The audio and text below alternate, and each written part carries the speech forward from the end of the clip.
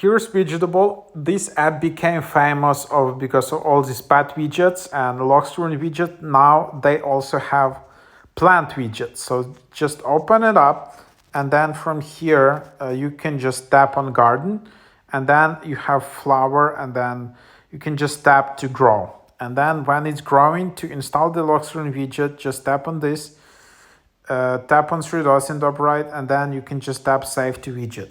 From here, you can either install as a home screen or lock screen. So for example, to install as a lock screen, then you just select a size, and then you can check it out in the top part how it will look like on your home screen.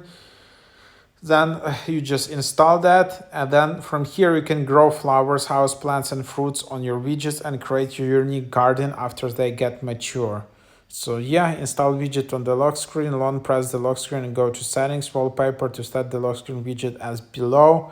So yeah, that's what you can do. And then that's basically what then you can do is just install the lock screen widget itself. Then you just go here in the settings app, go to wallpaper, and then tap customize, and then tap add widgets, and from here you can just add widgetable like that from here. So and then you can just select widget, I guess, and then again tap and hold.